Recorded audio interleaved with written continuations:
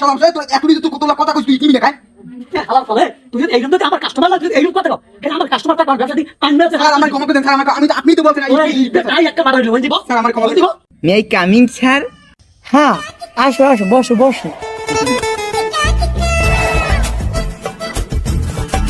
আচ্ছা তোমাদের দুইজনের নাম কি বলো?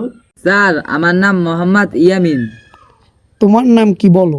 স্যার আমার নাম মোসাম্মদ সাইম। মোসাম্মদ কি ছেলেদের নাম হয়? স্যার আমি তো অর্থ একটু ইটিক্যাল, তার জন্য বলছি। তোমার কাগজ দাও।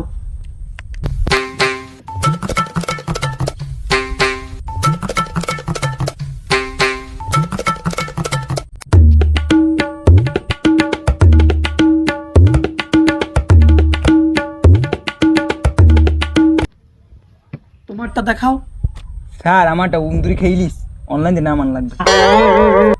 উন্দুরে খাইলে সার্টিফিকেট। যাই হোক তোমাগুলো পেশাল পিঠে লাভ নেই, তোমরা এই জেনারেশন পোলা পান এগুলো যুক্তি দিয়ে আমি পারবো না। যাই হোক তুমি এই যে চাকরিটা নিবা কিসের জন্য এই চাকরিটা নিতে আসো বলো? স্যার আমি পরিবারের বড় ছেলে, তাই উপার্জন করে একটু চালাতে চাই পরিবারকে হাল ধরার জন্য। ওয়াও নাইস, ব্রিলিয়ান্ট ব্রিলিয়ান্ট, খুব সুন্দর। পরিবারে যে তুমি হাল ধরতে আছো এটা ভালো। আচ্ছা তুমি কি করতে চাও বলো তো? স্যার শুনেন, আমি একজন পারিশ্রমিক মানুষ।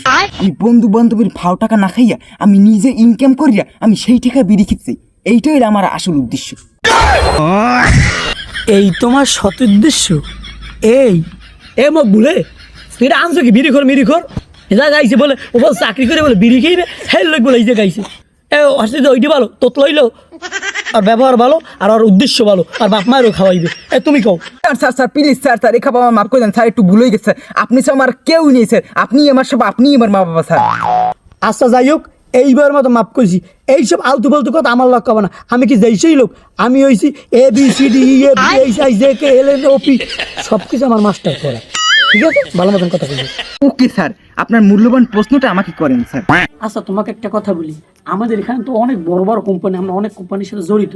আমাদের সব কিছু আছে, মনে করো চকলেট থেকে ইট বালু সিমেন্ট সব কিছু আছে। তো আমরা যে কাজটা তোমাদের দিতে চাবো যেটা হচ্ছে কনভেকশনের কাজ, ঠিক আছে? তো তুমি বলো, তুমি মনে করো যে আমাদের যে ইটগুলোতে মার্কেটিং করবা, এটা কিভাবে করবা এটা তুমি একটু বলো আমাকে। শুনো যে তুমি মনে করো আমি হইলাম তোমার একজন ক্রেতা, তুমি আমাকে কিভাবে কনভিন্স করে আমার কাছে ইটটা বিক্রি করবে একটু বলো তো। জি, আপনি একটা আমাকে ইট দেন, আমি আপনাকে একটা বিক্রি করে দেখাইতেছি। ওকে আসো। আসসালামু আলাইকুম স্যার, ভালো আছেন? হ্যাঁ ভালো হচ্ছে। স্যার আমরা তো ইটের বাটা থেকে আসছি বুঝছেন স্যার, এখানে ধরেন নানান রকম ইট পাওয়া যাবে, 1 নাম্বার 2 নাম্বার। তা আমি তো